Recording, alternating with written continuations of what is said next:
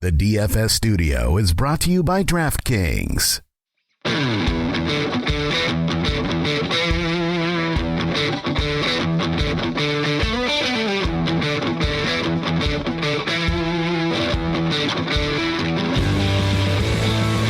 Welcome to the Fantasy Footballers DFS and Betting Podcast with your hosts, Kyle Borganoni and Matthew Betz.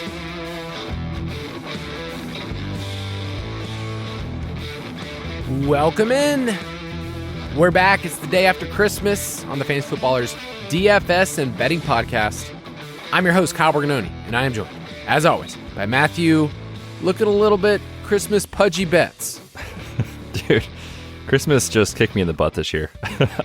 I was going to compliment you on your intro. You seem very upbeat, full of energy. You must have had enough caffeine to start the day. I'm dragging, man. I just feel like the holiday hangover is here. I'm going to need probably 3 or 4 cups of coffee today instead of 2. So, oh, man. But hey, we're on to championship week. I know you got a couple teams that you're sweating. And, you know, the Eagles don't stink anymore, or kind of. So it's all good over here. It's okay. So if you are prepared for week 17, you're a liar. You are just a liar because this entire past week should have kicked your butt. Christmas should have kicked your butt of just everything that it is, you know, as a holiday, family get-togethers, but then football, you know, getting to sweat out that 49ers game. I mean, I was just terrified the entire time of Debo going. One Debo touchdown would have changed my week, but I made it into, in my home league, I made it into the finals thanks to one Christian McCaffrey, who He good. Just confirming, he's good. He's very good at his job. He'll get a really good end year review, which I hope you and I do as well. But yeah, man, I'll give you just a quick little story. I texted Betz about this, but yeah, I mean, I'm exhausted, just plain exhausted from this weekend because I got a surprise little hello on Saturday, so right before Christmas Eve. My son and I took him to the ER. He had one of those ran into a pole kind of thing as he was playing with some friends, and so yeah, I was just there comforting my son in the ER like all Saturday. And then so yeah, my DFS lineups did not look great after I looked at nothing like all through Saturday night, and then Sunday morning I'm like, crap, I'm done. I'm not doing this. Yeah, man, it was wild. We had the in-laws here all day Saturday and actually Friday afternoon / evening as well. And then we were at my folks all day Sunday to celebrate with the family. So I wasn't able to kind of sit down and give it the attention that I normally do. So yeah, I backed off volume a little bit this week. Definitely tried to play more on Monday just because it was kind of a slower day for me and my family, which was good and which was fun. I love those 3-game slates. But yeah, man, hope your son is doing better. I'm sure the family Christmas photos this year are going to be memorable for obvious reasons. Truman, my youngest, doesn't understand, like, why do you still have a black eye? Like, why is it still like, why is it still like that? He like figured that he'd wake up and just be all better. I know. So how many stitches? But yeah, we've gotten through it as a family. How many stitches did he have to get? I think it was 8. Oof. It was massive. Anyway, it's one of those things as a parent where you're like, I will take that hit for you. I will do it if you would let me. But yeah, it was tough to hear him coming in screaming. Anyway, so looking on to DFS, you and I are going to get to look at the Week 17 slate, and it is a big mama. I feel like the way that we've talked about DFS for the last 2 months has been, oh, these teams are on bye, or, oh, this is a smaller slate. You know, we got 9 games, we got 10 games. This is a 13-game slate that you get in Week 17. And remember, the people that are still around, still playing DFS with you, there are no, you know, people farting around with like, oh, I'll just throw in some money in my head-to-heads. Like, people playing right now are still in it, and they still love it. So before we get into this, I just want any quick advice before we dive into Week 17, like volume-wise. Do you think people should hold on to their money for playoffs, like play a little less volume? Because, I mean, we're also getting towards New Year's. I caution people to think that we're at the very end and they could just, you know, spend whatever they have in their bankroll, where it's going to be a tough week. It will be. However, when you think about the playoff slates, I like them just because it's a different game. You know, when there's only 4 games on a weekend or 3 or 2 when we get to championship weekend, the smaller the slate size, honestly, harder it is to win and harder it is to play smartly. You just kind of have to create unique lineups and, hope that some of the chalk fails, and get there that way. So it's more of a game theory play versus on these 13, 12 game slates. You can kind of pick and choose your spots. So this is kind of one of my favorite weeks of the year, this one and next week, where we still have these huge slates that we can really kind of identify players who are not being played enough by the field for tournaments, or really easily, maybe not really, but easily identify the top cash plays. So I still think there's an edge this week and next week if you're willing to kind of put in the time and kind of sift through everything. But it's a monster, man. I mean, and again, the NFL doing us no favors with a ton of early window games and only a couple in the late window, which I hate when they do that. But that's the way it goes, dude. We just got to diagnose the slate and go from there. All right, let's look at our cash picks. Straight cash, homie. So reviewing this past week, reviewing what we had in our best plays, Justin Fields was the one that you and I were most confident on, and I'm glad we did. Joe Flacco ended up, having a great week too, but Fields was a play that we just said, hey, you need this in cash, and roughly 50% of the field was playing him. I think one of the harder parts was running backs and figuring out where there was an edge. So like Breece Hall was in the mix, but I personally was not strong enough on him. I was more on Garrett Wilson on that side. So I missed the cash line by 1.5 points, Betz, in double ups. Merry Christmas to you. I know. I did think it was an extremely difficult running back slate, especially when we got the news that Alexander Mattison was going to play. He didn't really play. He had 2 opportunities, obviously not 100%. So it was the Ty Chandler backfield, but that game kind of got away from the Vikings somewhat quickly against the Lions. So it was tough, man. I mean, at the top, you had Rashad White and Jonathan Taylor, who I thought was kind of a coin flip as far as which one you play. Those guys were in the mix. And then, Breece Hall smashed, like you said. I was with you. I played Garrett Wilson in cash. I did not play Breece Hall and definitely felt that because he was kind of a popular play. So Breece Hall went bonkers, dude. He basically had like a wide receiver stat line. He had like 12 catches for 96 yards or something crazy. So the Commanders, dude, they'll give it up to everyone. But yeah, tough week, I thought, for cash as far as that decision tree kind of goes. I will say, the Slate Breakers, for once, we both hit on them. Thank goodness. Boys. We did not say Amari Cooper, which Joe Flacco for president. But Justin Fields smashed. Mike Evans was great. So it was a fun week for tournaments, I thought. No, it was funny looking at my large field where I had some great calls where like I played Mike Evans because you talked about him with Calvin Ridley. So that's 4 touchdowns between those guys. I had Justin Jefferson in the mix. I even had Kyle Pitts, who I talked about on this podcast about the Falcons tight ends being a good play. And I was like, sweet. But then when you look up and it's like, if you don't have Amari Cooper or Breece Hall in a tournament lineup, there's no chance that you were going to make good money on it. So it was a interesting slate because early on, it looked like the Browns weren't just going to go off. Like in that first quarter, it looked like kind of a dud game. And then all of a sudden you look up, it's like, oh, Amari Cooper has 200 yards. Okay, well, if you don't have him, you're done. So it was overall a good slate, but I wanted to highlight a couple of people.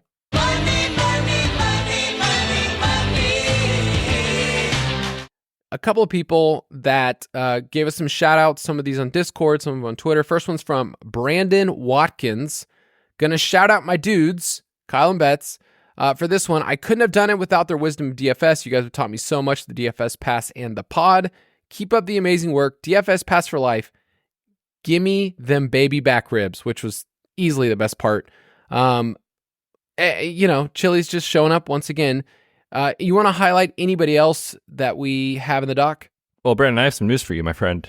With your winnings, which is a 4-figure amount here, you might be able to buy a Chili's franchise instead of just the just the ribs with the stock there and where things are going. But awesome to see. And then, man, I was excited. People, when we get to this time of year, like everyone's so focused on, of course, if you're listening to this show, DFS, but also we all play in dynasty leagues and home leagues and stuff like that. So everyone's sweating the semifinals to get to the finals. Meanwhile, we have these best ball sweats going too. And there was a bunch of people in Discord that highlighted that. We have Brandon Ayukin is the Discord handle going off to the DK Millie finals, which is really fun. A bunch of other people getting through some huge prizes to go to the finals. So best ball season, it's really fun when you kind of put in so much work throughout the offseason, literally from like May till August, and then you just kind of forget about it. right? And then you get to December and you're like, okay, let's see where we're at. So very fun to see for everyone. Congrats to everyone that had a good weekend. I know there was a bunch of people too that did really well on the Saturday slate. So good stuff all around in the DFS pass. Yeah, and it's I forget sometimes that the DFS pass, like we let that thing out in June with our best ball primer.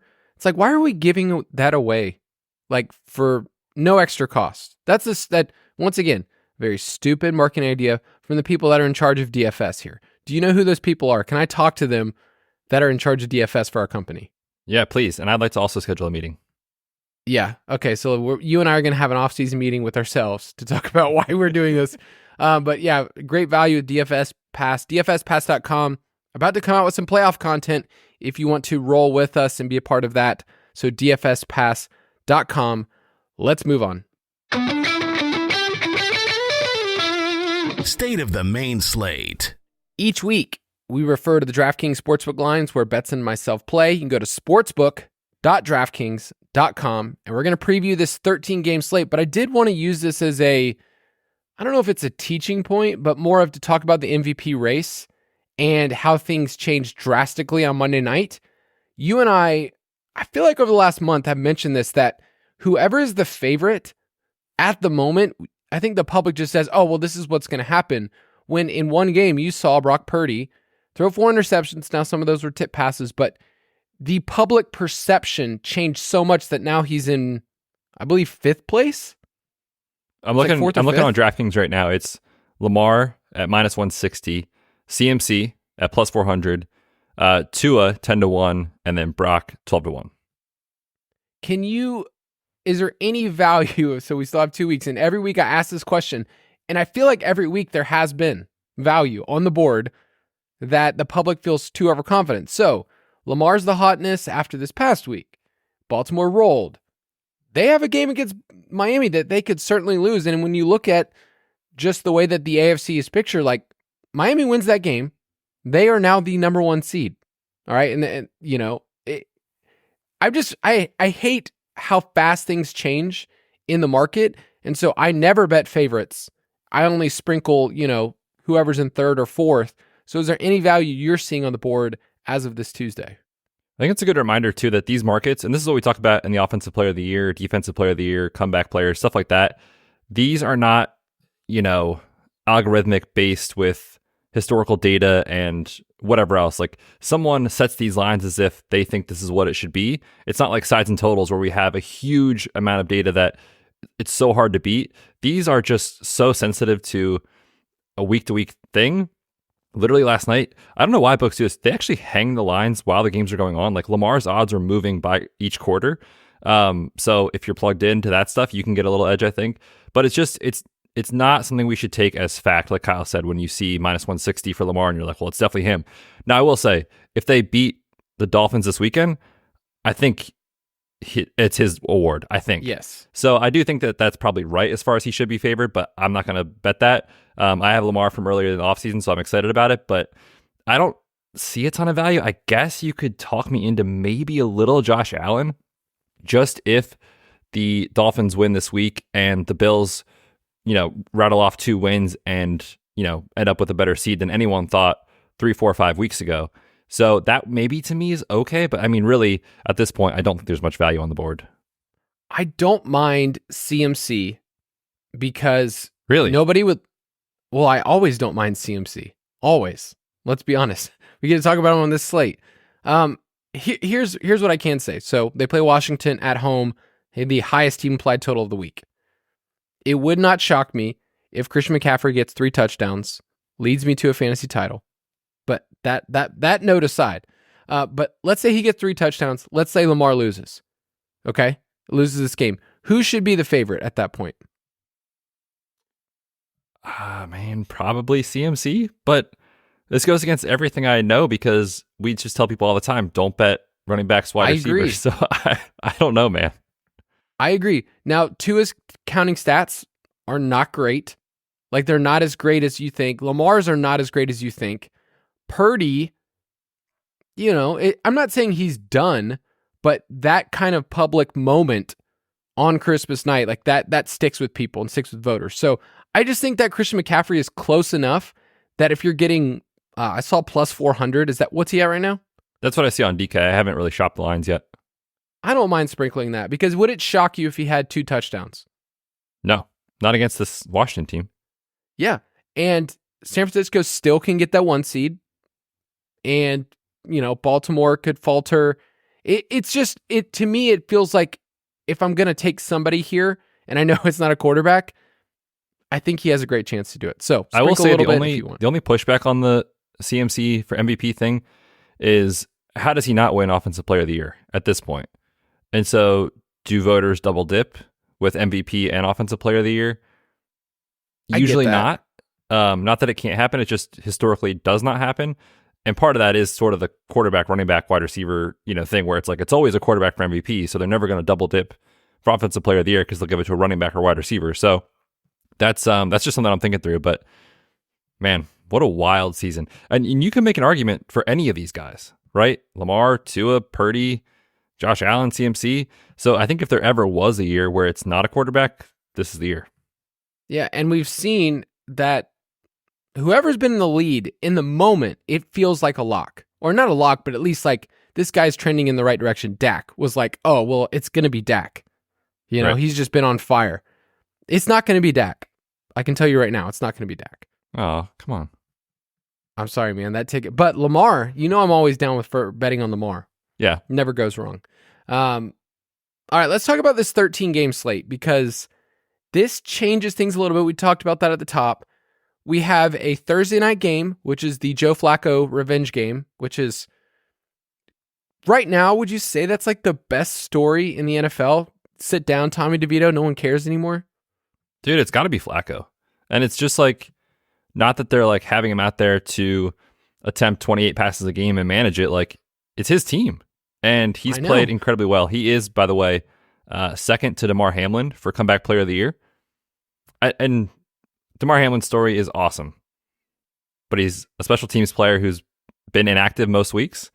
Joe Flacco, to me, is public.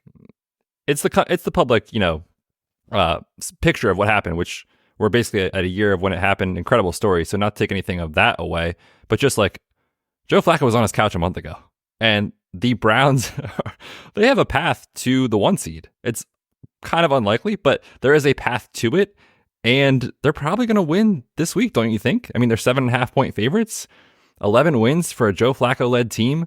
Sit down Deshaun Watson. I mean, that's worth the bet to me.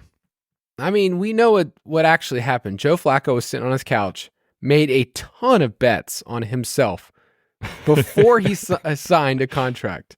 You're going to get the story of the week in about a month after the season's over. You heard it here first, people. I mean, it's amazing. So, Joe Flacco and the Browns versus the Jets, that's Thursday night. Then we get one Saturday night game, which is the game of the week, right? Lions, Cowboys, 53.5 over-under, which tells us what bets? Don't walk. You run to your book, and you hammer that under, because last week, what was the game? It was Dolphins and Cowboys, right? Yep. That came under. All right. So we're 11 out of 12 hitting the under, which is just wild, man. So those are the games, early games, and then we get 13 games and one Sunday night game. So it is packed, and Betz mentioned the early window. I mean, you're looking at 10 games in the early window alone in the 1 o'clock. So based on those games, Betz, hit me with the teams with the highest team implied total. Yeah, another week, another 49ers leading the slate. 31 points. I'm going to tell you right now, I like the over against Washington, assuming we get good news on Brock Purdy. The Eagles are second at 28.5, the Chiefs at 26.5, the Bills 26.3, and the Ravens at 25. I really liked seeing Sam Darnold on the first drive. It's just like, oh, let's go. Let's go, Sam Darnold. There's a reason you were picked third overall. I took you in a dynasty startup. Oh, wait. Okay, you're Sam Darnold. Okay, never mind. But, the 49ers, there's going to be a little bit of this bad taste in our mouth because of what we just saw. A 31 team implied total is nuts for being on the road. So, lean into that team. There's not a lot of players off the main slate this week. I was listening to them. I was like, okay, well, obviously we're not playing Flacco. We want to. QB1. There's some wide receivers off the slate, but it's the player pool is stocked full of guys to look at every single position. So any quick thoughts about who's not on the slate and when you looked at the player pool?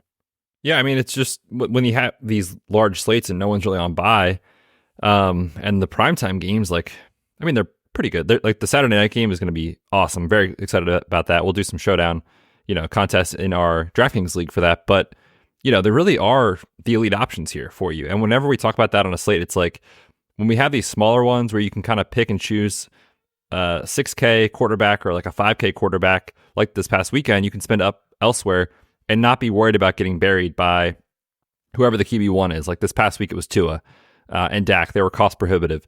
This week, man, you got Josh Allen, you got Mahomes, you got Jalen Hurts in an incredible spot against the Cardinals. So, like, I feel like it's kind of one of those weeks again where it just seems like an awesome quarterback is going to have a ceiling performance. You'll probably need it in tournaments. We'll see what happens throughout the week. That's a great point because, I looked at this past weekend and I was like, okay, I'm not scared of anybody burying me other than Justin Fields, just based on price and how I'm, allocating that. And then you could get away with the cheap guys like Nick Mullins got there, Joe Flacco got there, Taylor Heineke was pretty good too. Like you could have just spent down and been totally fine. Bryce Young was good too. So cheap quarterbacks I think are going to be really tough to lean into on this slate.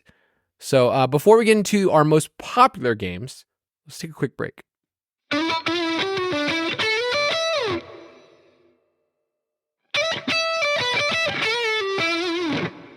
All right, we're back. Betz, tell me about which game for Week 17 is going to be the matchup.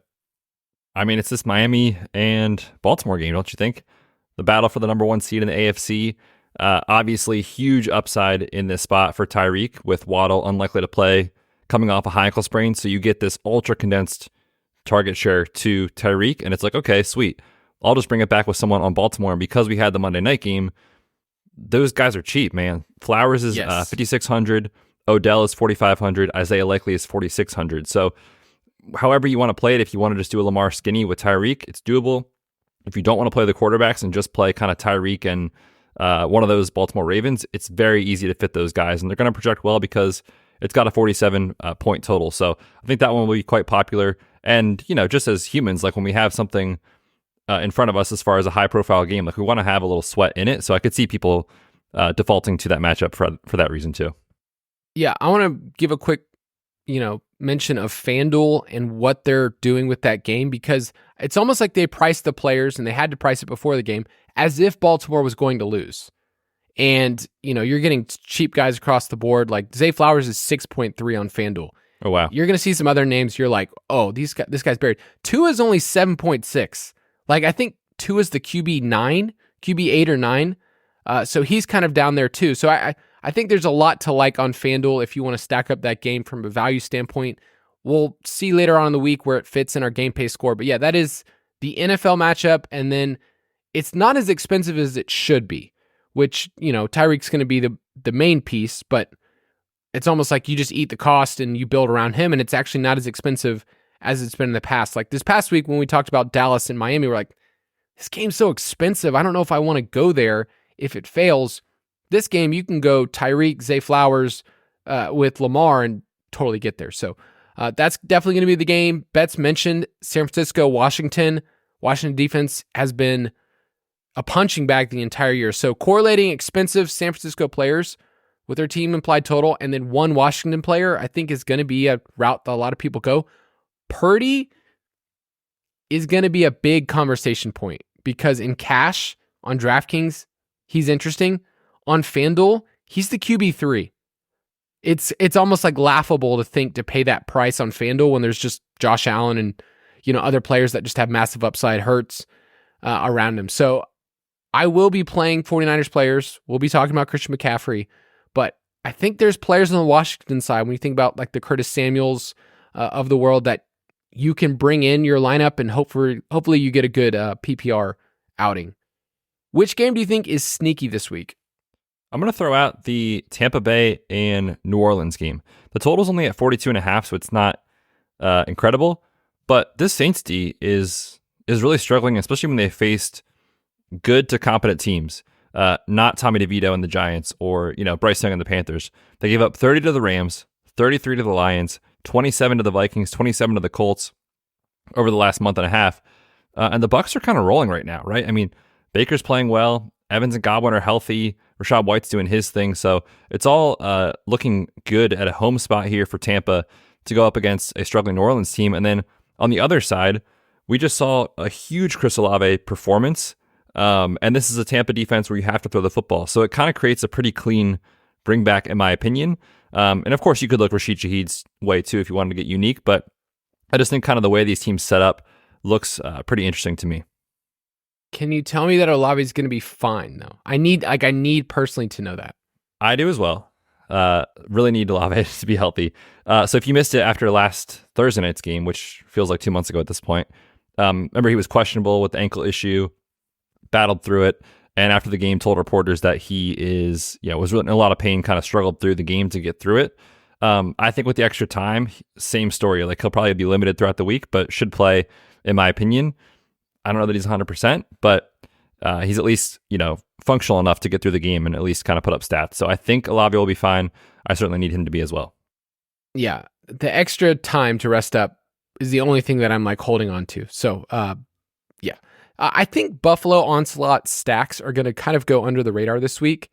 They're in the early window. They're at home against the Patriots. So it doesn't feel like a game that they want to go off, but their team implied total is great. 26.3. We've seen the offense kind of turn things around recently. They've won 3 in a row, and at home this year, they're averaging 28.6 points per game. So I think Buffalo, 2 to 3 pieces from Buffalo can get there. I don't know if you need somebody from the Patriots, and I question who that could be. Like, do you want to play Pop Douglas other than cash? Not really. But I think Buffalo onslaught stacks make a lot of sense this week. So put that on your radar. Which game do you want to be underweight on? I'm not super into the Carolina and Jacksonville game this week. It's a low total, only 37.5 points. But you've got Trevor Lawrence battling a shoulder injury, and this is part of the reason we were on the Jordan Love under on his pass attempts this past week, is because Carolina invites you to run the ball. So you have your quarterback with a shoulder injury against a run funnel defense. I think we're going to see a ton of Travis Etienne here, which, I mean, if you want to play him, that's cool. But I don't think we're going to see a high flying back and forth affair from the Jacksonville side, especially considering their wide receiver injuries with Christian Kirk, Zay Jones. And on the other side, Bryce Young is coming off of a career day randomly against the Packers. I know you have to throw on Jacksonville usually, but I just don't want to bet on that happening in back-to-back weeks. And since they're week 7 bye for Carolina, their games are 7-2 to the under. Yeah, you need Trevor Lawrence to make this game really go. Did you see Bryce Young's price? It's so tempting. It's 4.9. You have to scroll and scroll and scroll, and then you'll find it after you get tendonitis in your thumb. It's pretty far down there, man. He's buried. Yeah, so he's interesting based on what they did last week. It's also, I'll mention later, a DJ Chark revenge game. Coming off of 2 touchdowns. It's probably not going to work, but yeah, it's not a game you probably want to stack. I'll throw out Atlanta, Chicago, and I remembered, and you probably remember this too. You studied for week 17 a long time ago. It was called May when we were talking best ball and we were talking week 17 correlation. Betz, you put out a whole article, I believe, on this. So you already know what's going to happen this week. You just have to go back and read it. You probably forgot. But Atlanta, Chicago was one of those matchups that you go, do I even care about this? But at least I'll correlate some Chicago and Atlanta players and see what happens. I'm sure there's some best ball lineups that have Bijan and DJ Moore together. Yeah, or like, I already have DJ Moore. I might as well take Kyle Pitts. Like they're definitely gonna go off in week 17.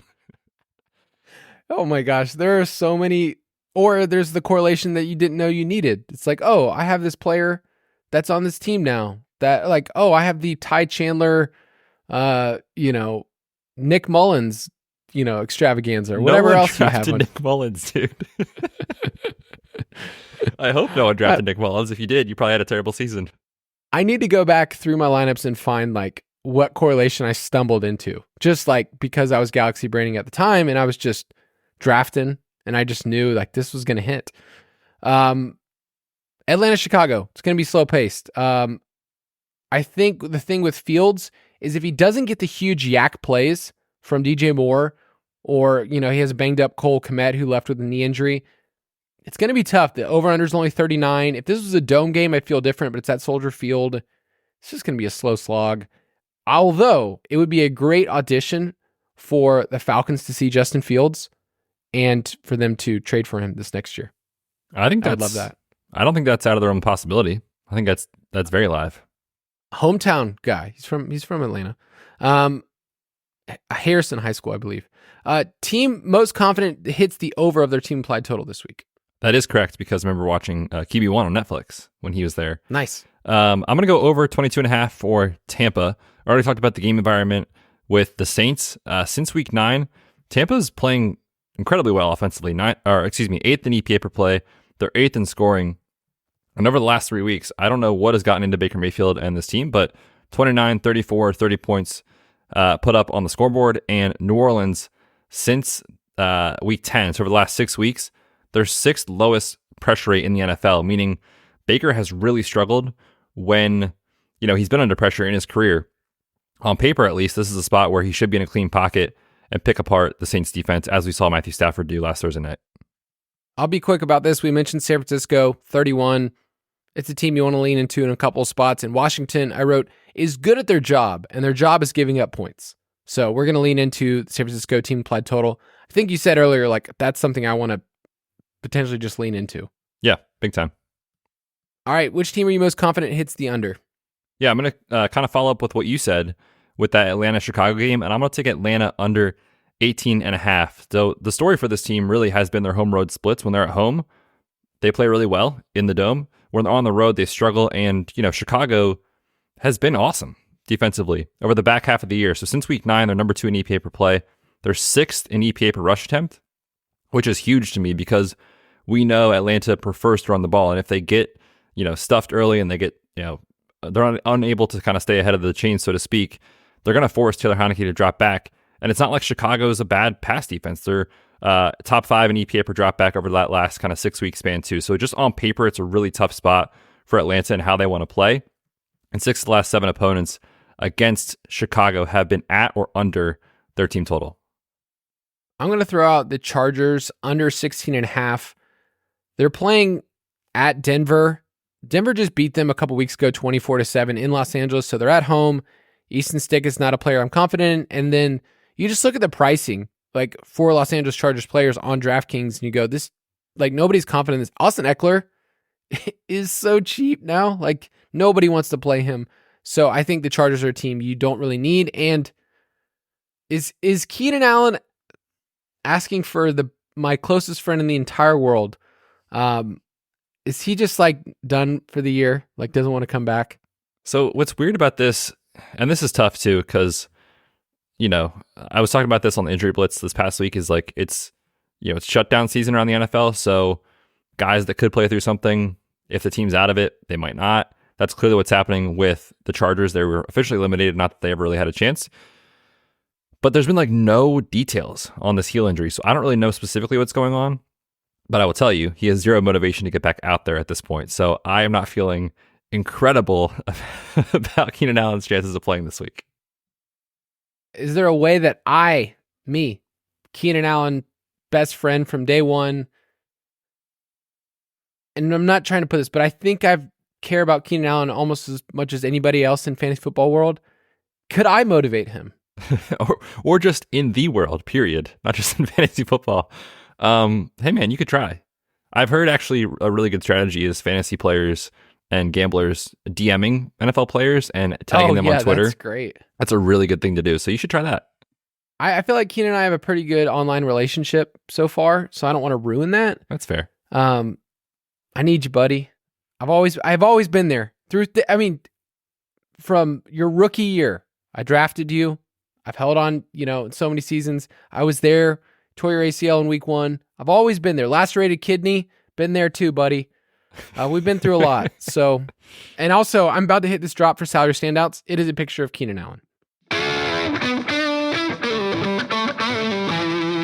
Salary standouts. I know he's not going to play when I hear you say there are literally no details out about this person. Your job is to look for injury stuff, and yeah, I haven't found anything either. So maybe we'll get something. Maybe we'll get some news, but yeah, there's not a lot of motivation.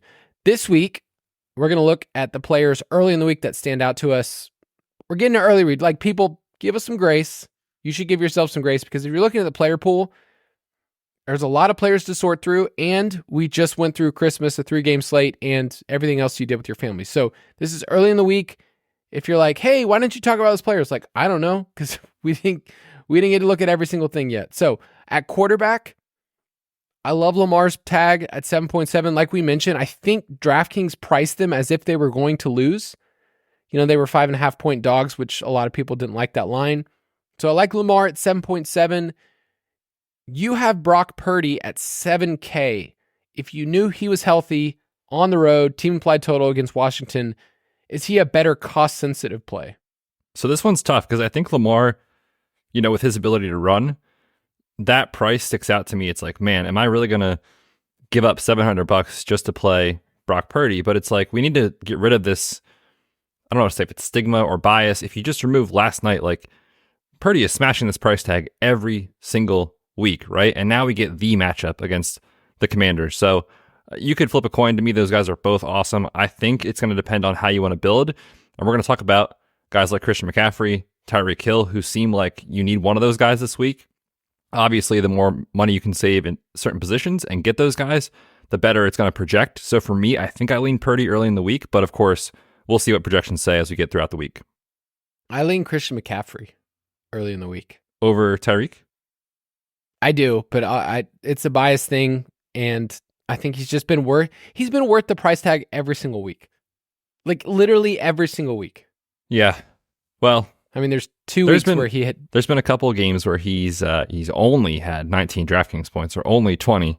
What a failure. But I get what you're saying in cash games. Like, you're locking in 18 to 30 points most weeks for CMC, which is crazy. But man, if there's no Jalen Waddle, which I do not think there will be this week, Tyreek's cheaper. I don't know, man. You could argue either way, I think. I'll have to see what my builds look like. I mentioned Bryce Young earlier. He's just so cheap. That stood out to me as like, oh, this is a play that you could make work, but we mentioned the way that Slate is shaped. I think one of these expensive quarterbacks is going to smash. Josh Allen, Lamar, Hurts. So keep all of those in mind. And then I just want to mention Tua on FanDuel at 7.6. He stands out as a misprice. So if you're going to stack up that game, that one makes a lot of sense.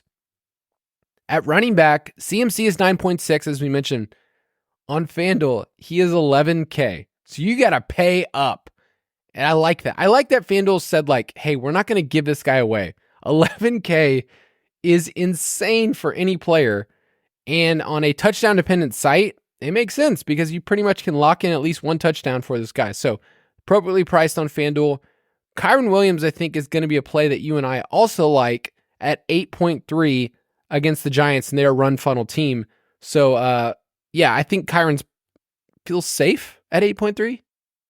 Yeah, I mean, we've talked about this before. He has the CMC role where it's his backfield, and you're going to give a couple touches to, the backup Ronnie Rivers, but it's his backfield, and the Giants you certainly can run on.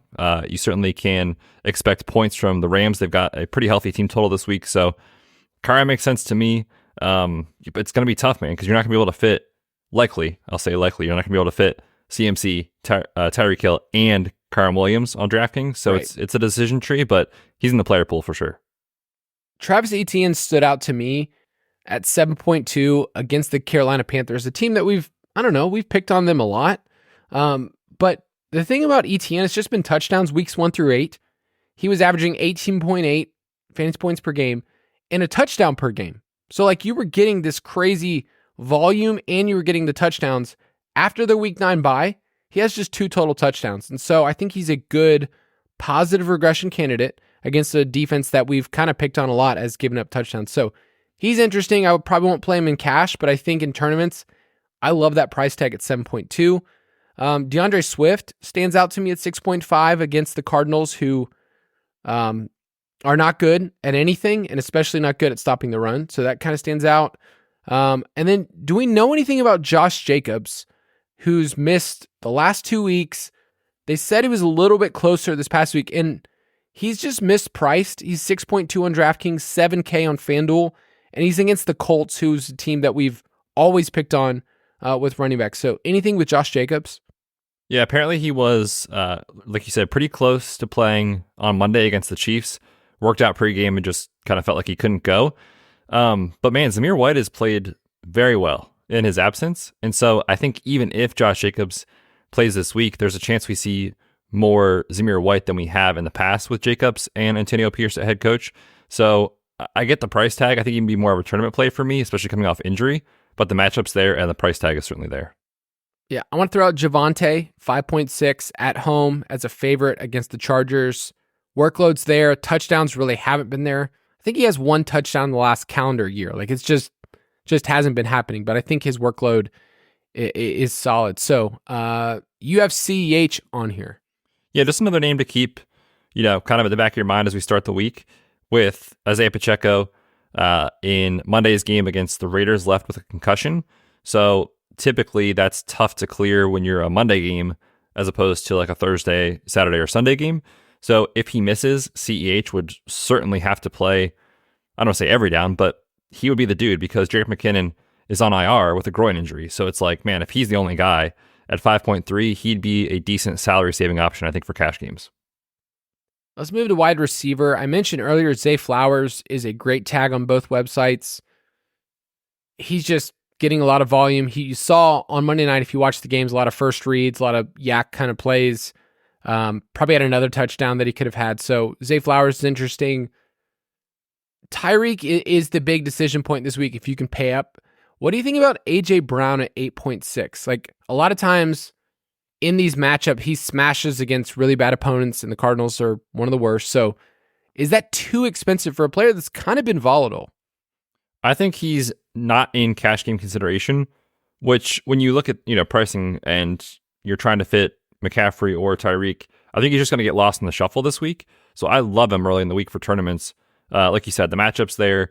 And when you think about, guys that you just want to peg as like, it's been a while since we've seen like that game from him. He has not scored a touchdown since, since week 12 against Buffalo. So it's been a while. He's not good at the game. He's not good at the game, man. It's been a while. Obviously, it's a really good spot at home against the Cardinals. So I think he's an early guy to peg in as like, man, in tournaments, he looks really fun. This price shocked me. It's Devontae Adams is only 7.4. And the headline's going to be Aiden O'Connell didn't throw for any passing yards in the second, third, or fourth quarter. And that is hilarious to think about. But the matchup against the Colts is beautiful against outside wide receivers like they've been giving up the entire year. And Adams' target share with Aiden O'Connell has been about 30% the entire time that we've seen those starts. So Adams for tournaments at least is way cheaper than he should be because we know his upside, right? His upside is 102, and it's a dome game. So I just wanted to throw him out there, especially if Josh Jacobs isn't there. You could see even more of a condensed target share. Who do you want to throw out this week? Yeah, I'll keep throwing out Rashee Rice. I know that the box score results on Monday weren't awesome, but he still had 12 targets. And just, again, keep looking at the state of the wide receiver room. Like, this team, and we talked about that with Mike right on the Dynasty show. It's like, get Mahomes legit weapons. Kelsey's getting a little older. Everyone else out there is just kind of running around. MBS is doing literally nothing. It's the Rashee Rice show. And at 6.9, it feels a little expensive for the rookie, but he's playing every down. And you can kind of pencil him in for double-digit targets every week. Good matchup against Cincy this week. So I like Rashee Rice. So you mentioned Olave earlier at 6.8. I also think Rashid Shaheed is interesting, 4.6. Tampa Bay gives up the third highest explosive pass rate in the league. You saw Ridley get there this past week just with targets, even though the game was gross, and they were boat racing them. So Saints wide receivers make for really good bringbacks this week. You're going to have the Mike Evans, Marshawn Lattimore narrative that's going to be thrown out too in that game, but that's a sneaky game. I like that one a lot. But dude, Lattimore's on IR. He is? He hasn't played in a very long time. Oh, you're going to get the narrative and it doesn't work. Come on, Kyle. Aren't you plugged into the IDP streets? I actually do have some good IDP friends out there. The IDP show. They're good people, but I do not play. Yeah, me either. Man, I can't imagine devoting that much time to both sides of the ball. Not for me. But hey, if you like it, it's your thing. Go for it. Yeah, there's good people out there. JSN is 4.8 against the Steelers, who have been given up to slot wide receivers. That one's interesting. You have Pop Douglas, who is good for 7 points and nothing else. He had 12 this past week against Denver, sir. Not in my half-point league. Yeah, we're talking DraftKings full point PPR. He just earns targets, right? And in this offense, he's kind of the only guy you can really, I don't want to say depend on, because it's not like you're getting upside, but Hunter Henry banged up, Juju still banged up, Tyquan Thornton and whoever else are just kind of rotational pieces. It's him, right? So I think Pop Douglas makes sense if you're looking for a cheap play early in the week. Curtis Samuel's 4.4 in that game against the San Francisco 49ers. Once again, kind of basically the same thing as Pop Douglas, except we've seen stealing games for Curtis Samuel. We've seen touchdowns from him too. So if Sam Howell has to throw 40 times or Jacoby Brissett has to step in and throw as well, then Curtis Samuel kind of makes sense as a cheap PPR option. Tight end this week, you have Kelsey on the slate, who's expensive. You have some other guys that you can pay up for, but I feel like this is going to be a week. If I don't play Trey McBride, then I'm probably going to have to punt because I got to save somewhere, and I don't mind some of the cheap options. So Trey McBride at 5.9, we're always going to talk about him. Chig. Did you see what Chig did this past week, man? I believe he scored a touchdown. Yeah, he scored a touchdown. Like we talked about this past week, he was popping in the hasn't scored a touchdown yet model, scores the touchdown. It just took Derrick Henry throwing him the ball to get in the end zone. Don't worry about that. Yeah. So Chig is 3.6 at Houston, and they've been giving up a lot to tight ends. You have Gerald Everett. I always want Gerald Everett to be a thing. I've been wanting that for about 7 years, and it just hasn't happened. Yeah, and when you think about him, it's like, man, is there really any upside? But you could say that for any of the tight ends in this range. And at 3,500, for a guy who's seen eight targets 3 weeks in a row, if Keenan Allen continues to miss, I think it makes sense if you're looking for an okay floor play. And Denver, man, they funnel targets to the tight end. Yeah, okay. I don't mind it. Juwan Johnson's another name I'll throw out there. If Olave's banged up, it's at Tampa Bay, he's 3.4. He's kind of like a wide receiver. And then at defense, we both like the Broncos early in the week at 2.9 against Easton Stick. That's not great. And then Baltimore, once again, the defense is priced as if they were going to lose. I think Baltimore is kind of an interesting tournament play early in the week at 2.8 at home against Miami. Especially if you just want to wipe out that game and just, if you're looking for GPP leverage, because everyone probably is going to play Tyreek, makes sense to me if you want to get a little game theory in there. Yep. And then Denver on FanDuel as well. So I think Denver is going to be the play in cash this week. Just seems like a safe floor. Let's see. Denver is a 5.5 point home favorite. And the Chargers team implied total I talked about earlier, I like the under at 16.5. So we'll find out later in the week which ones we like. If you want to play with us, go to ballersdfs.com, our DraftKings League, Fantasy Footballers DFS, Borg, and Betz. You can jump in a league, enter the contest, hang out with us. We'll even try to throw out one for that Saturday contest, the Detroit and Dallas. That one's going to be wait, not Detroit, Dallas. Which game is it? Saturday night. It's Monday Night Football on Saturday. Is that what they're calling it? Yeah, it is the Monday Night Crew doing the game. I can't keep up with anything. We just did Christmas, man. Nothing next makes sense. time, it doesn't anymore. You know what does make sense, though? Go to footclanvote.com if you want to vote for this podcast. That was a pro move right there. Yeah, it could be the most sensible thing. You know what? Whatever you're doing right now, wherever you are in life, stop what you're doing. Footclanvote.com. Vote for us. It would be the best 10 seconds you've devoted to your day. Do it with confidence. Click. Do whatever you need to do, and it'll make us feel really good. So footclanvote.com to vote for us as the best sports and gaming podcast. First time we've ever been nominated for this. Correct. Okay. All right, that's going to do it for the show, Betz. Sign us off. Yes, sir. We will have, like Kyle said, contests in the DraftKings League for Saturday night. And imagine not playing a Joe Flacco showdown slate on Thursday. Couldn't be me. That content will be up later this week in the DFS Pass, and we'll also have a contest for that in the DraftKings League. Woo, what a week. We'll see you guys on Friday. Thank you for listening to another edition of the Fantasy Footballers DFS and Betting Podcast. Don't forget to visit us on the web at thefantasyfootballers.com.